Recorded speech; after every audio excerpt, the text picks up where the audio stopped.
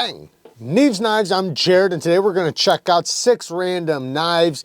They have nothing to do with each other, they're just 6 random knives, and they're all different price ranges. So, starting it off, we have the Kershaw Monitor. Now, they call this the Duralock. It is a crossbar lock, but one thing I do appreciate is that they tuned the detent on a flipper on a crossbar lock really well. You don't see that very often. You know, their SOG did it, but you know, shout out to Kershaw for knocking that out of the park. They did a good job.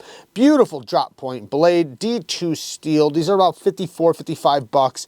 G10 scales, super deep carry clip, and it is reversible because a crossbar lock is ambidextrous, so you can use it the exact same right or left hand carry. But like I said, super snappy action. You know, it is a compact little knife, so it's mostly going to be used in the pinch grips. You could totally slice with it and everything else. So, you know, it's just a super lightweight, compact knife, and they did a pretty good job with it. My biggest negative would just be the sharpening tool and plunge grind. There is a little bit of play side to side, but it's a lightweight knife, and the locking system is very strong. So I want to make that clear. Super strong locking system. So I have no worries about it, and, you know, I think they did a relatively decent job. The price, I wish it was a little bit more affordable, but not too bad. The BESTECH Slasher.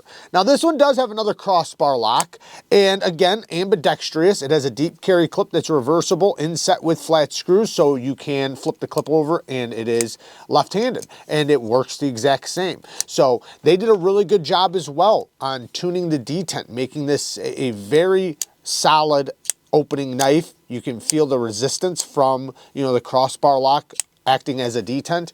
Now, once it's open, it is rock solid. I congratulate them, and they did a good job on that. It is super solid. My card scales, but there is lots of different colors. This one's in D2 steel as well, sheep's foot blade, so it's mostly going to be for utility cuts and pinch grips. My biggest complaint is the position of the clip. It's on this, it's too close to the spine. You know, so in your hand, it makes it to where when you squeeze it, you really feel that clip. I don't like that. Could you get by? Yeah, no problem. But the pinch grips are where it's mostly going to be at anyway, so it's not that big of a deal. But super smooth. It does ride on ceramic caged bearings, so very, very smooth on the drop. And yeah, the fit, the finish, everything's pretty good on it. So they did a pretty killer job with this. I just don't like the positioning of the clip. Next one is a titanium frame lock. Now this is the ACCIPITER, the KANSEPT ACCIPITER. Now there is a bunch of different versions of this. They even have it in a mini version. They have it in a liner lock version, a more budget friendly version as far as the mini goes. I don't think they have a large liner lock version. They might, so don't quote me. I'll link everything I can down in the description.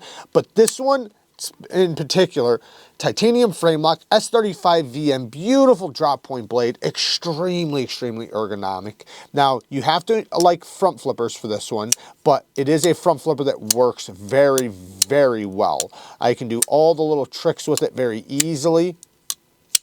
And that's what I love about it, you know, that it is a good front flipper and super ergonomic. This micarta inlay is done very well in this titanium, on this titanium scale.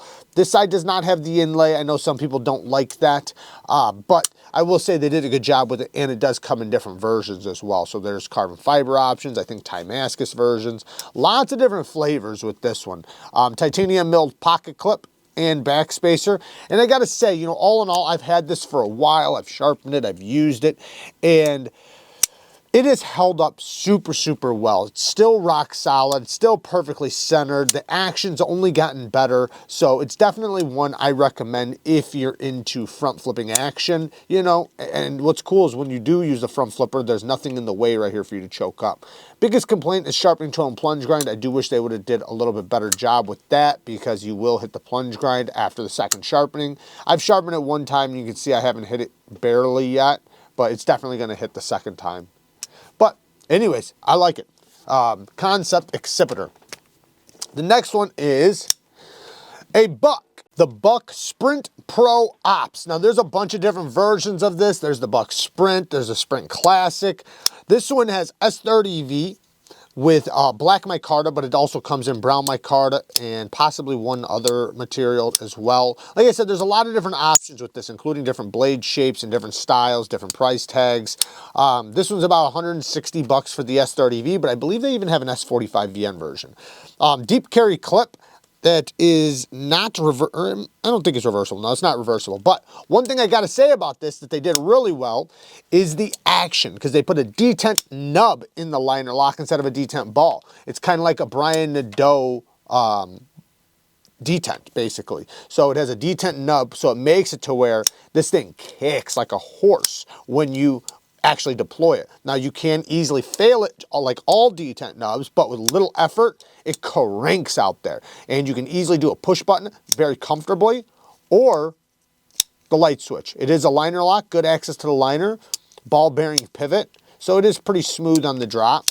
Somewhat thick geometry. It's got a spay point blade, so you're going to be able to do utility cuts without poking into something too far. It is a robust tip. You're never going to have to worry about breaking that. It has a hollow grind on it, but it is a thicker hollow grind.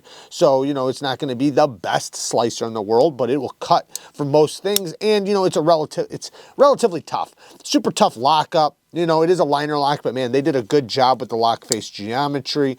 And, all in all, it's USA made, and they did a pretty good job on it, especially considering it's a modern folder. Buck likes to do a lot of more traditional style folders, so that do seem outdated. So I love it when I see them do some modern stuff. And yeah, there you guys go. The Buck Sprint Pro Ops. Next, the Kaiser Deviant. Now the Kaiser Deviant is one that comes in two different versions. They have the tuxedo version with the white and black, the black micarta with white G10, I think it is, and it has M390 steel. So with M390 steel, the price is not too shabby. It is, like halfway premium, halfway budget materials, depending on which version you get. This one has a copper overlay. Now, I did patina this. That's why it looks all stupid, because I didn't coat it after I patinaed it. It looked great from the start, but I did not put the spray coat over it, the clear coat, so now it just kind of looks like crap. I got to clean it off and redo it. Not that big of a deal. The knife is still really good. Pretty ergonomic. Sheep's foot blade is going to be really good for utility cuts. It slices really good. Good access to the lock bar. The detent and thumb stud deployment is so good on this. Like, it is so smooth, and they tune the detent so good. Kaiser does a really good job with their detents. It is a deep carry clip that's inset, that screws in, I think, from the inside. Yeah, it screws in from the inside, so you do have to take it apart to get the clip off. It's not reversible, but all in all, to do, a premium steel on top of somewhat of a budget handle, budget materials on the handle, it's pretty well done. And this allows you to get somewhat of a super steel. I'm not saying it's the best heat treated super steel or anything, but it does allow you to get a super steel on top of a somewhat budget handle. While it's not too budget, it's leaning towards the more budget friendly side. The next one is the CIVIVI SAVANT. Now this does come in different handle materials, including the wood version, and I really love the shape and the style of this knife. It does have 14C28N for the blade steel, and this drop point blade is so useful. Somewhat, it's basically a steel frame lock, but it's kind of a liner lock as well, because you have the covers from the G10 or whatever material you get, if you do get a different handle material, because there's different versions.